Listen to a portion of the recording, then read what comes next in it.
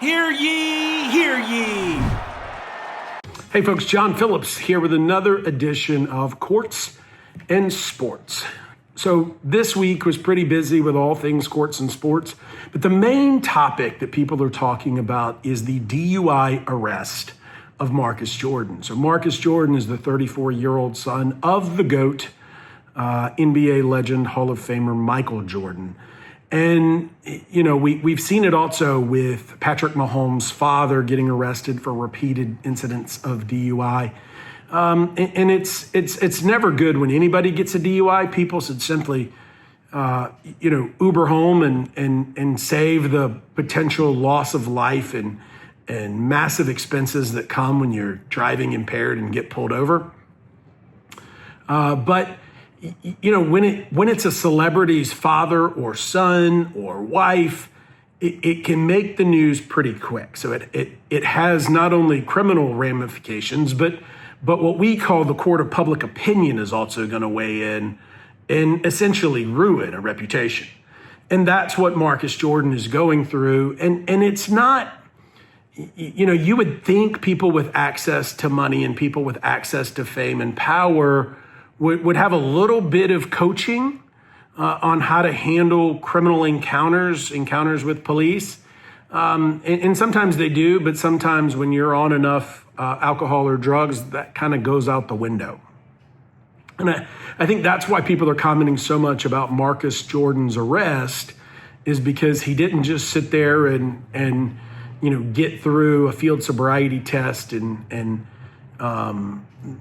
just kind of have a quiet interaction with police. From moment one, it was way over the top. So to start off with, his Lamborghini SUV was parked on the train tracks, not like perpendicular, but like he's going down the train tracks.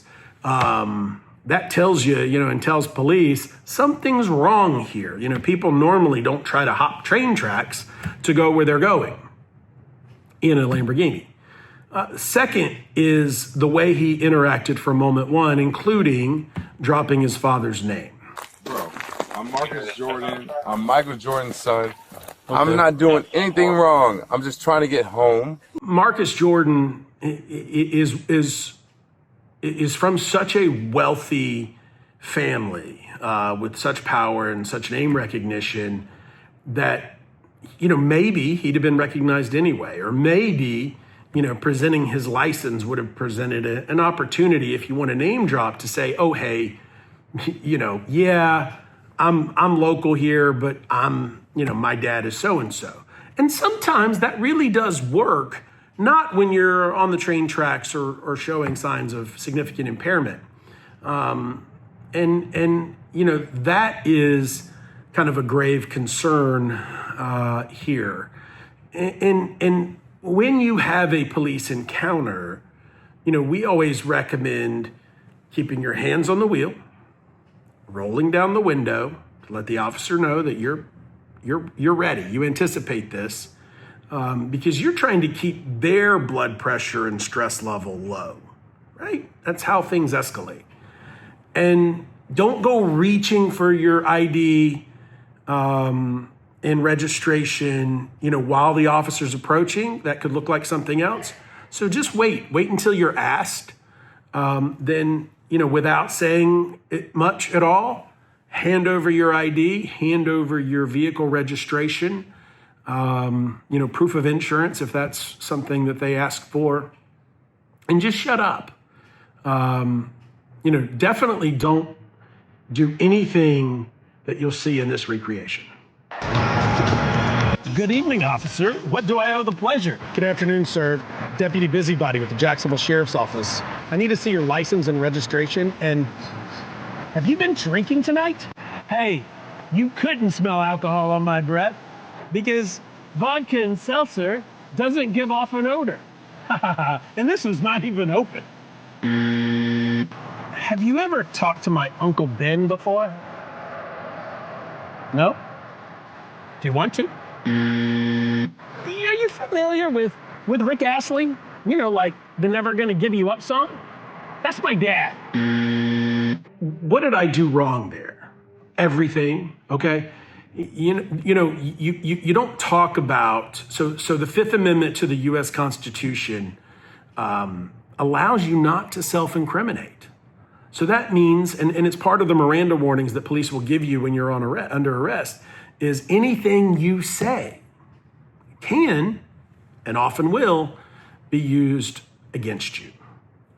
So the government cannot make you say things. On the same token, police can continue to ask, and if you are immediately obstinate, that's going to be, a warning sign to them that something's going on here. But what we recommend, most of these encounters are going to be on cruiser camera or body camera. And even though you don't have the right to have an attorney present at a DUI stop, a jury may one day see it. And so what we recommend is, here's my license and registration officer. Sorry about this. Sorry to take up your time. Keep the words as minimal as possible. Keep your mouth shut. Don't emanate, smells. And be kind, and don't offer extra information, and try to get through it. And you're going to possibly be asked to do field sobriety tests. You can reject them. That's probably going to send you straight to your local jail for a DUI test. But when you say things like, "Oh, I couldn't even do that sober," right? That can and will be used against you. Well, why aren't you sober? Or, you're overly making excuses. If you have a disability, lead with that. And I always recommend ask to speak to your attorney. Get it on the record. Your Honor, officer, I'm not, I'm happy to oblige, with reasonable requests, but do you mind if I call my lawyer and have him listen in? The officer's probably going to say no, but it's going to put him in a spot to say, oh man, like what are we dealing with here? Don't threaten your lawyer. Don't say my lawyer's John Phillips or my lawyer's Bob Shapiro. Like don't use it as threatening. But try to be reasonable. Look, if you've made a mistake and you're drunk, then you're just going to have to do the best you can to get to the other side. And lawyers will better be able to defend your case if you haven't acted a fool. And what I want people to learn from the poor judgment and bad night of Marcus Jordan is, don't do any of this. Don't name drop. Don't ask the officer to change the song because you prefer another song. Don't criticize the officer's driving. Don't, make a mockery of it. There was a vehicle stuck on a train with a train 10 minutes away, and this could have turned really, really, really bad.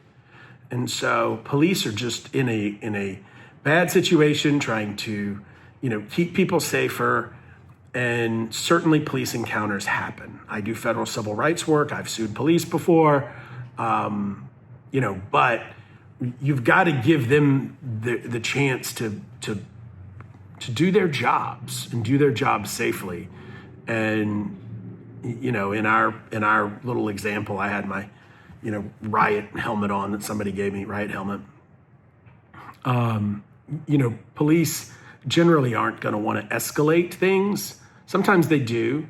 And then you've got to try to be calm, ask questions, seem reasonable, knowing that you're being recorded, and get through this. And as soon as practical, as soon as you're allowed, get word to an attorney that you trust. And look, I almost never even drink anymore. Once I had kids, I kind of decided that wasn't the way to go. But, there's certainly been times in my life where they say bars have parking lots, right? And so there's certainly times that I've gotten into the parking lot and gotten to a car not knowing what my blood alcohol level was.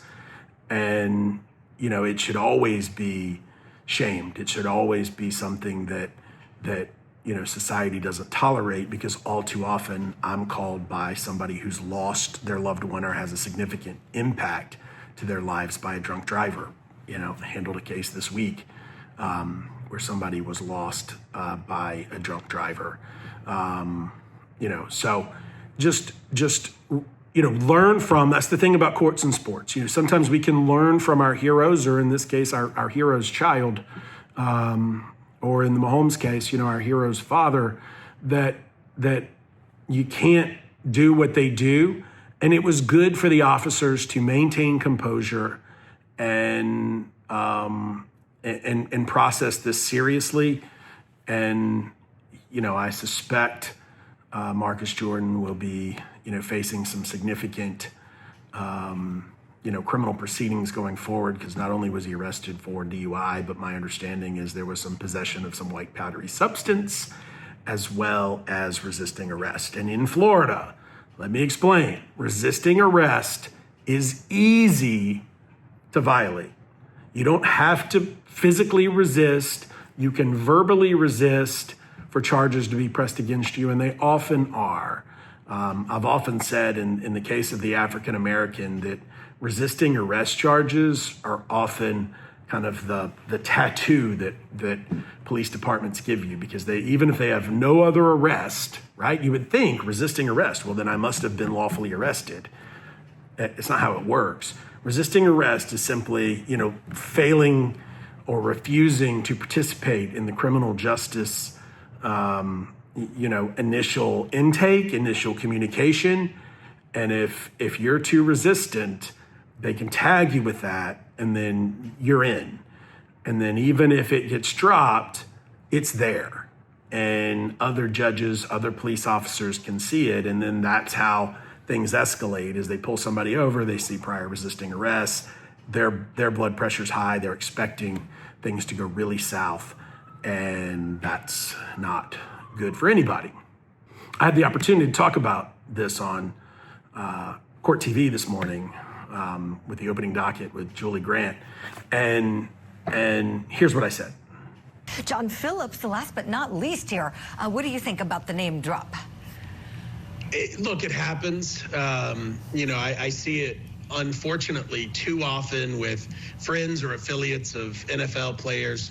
This is that intersection of courts and sports.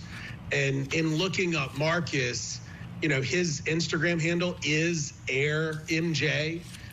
He has a business that kind of is a chip off of his dad's legacy. And I was asked by Julie Grant, kind of to summarize what's wrong in one word. And, taking these matters seriously is one thing. When you're on TV, sometimes I try to lighten the mood and be a little bit sarcastic. And the word I chose, I think some of you will find amusing. I'll fill in the blank. So we're going to let you all, go where you might hear. Marcus Jordan is blank in his arrest video. Okay? Fill it in. John Phillips, I'll start with you this time. Go ahead. Double dribbling. Okay, double dribbling is not allowed in the NBA, and he was double dribbling at every opportunity, maybe even triple dribbling. I love it. That's so good. Hear ye, hear ye.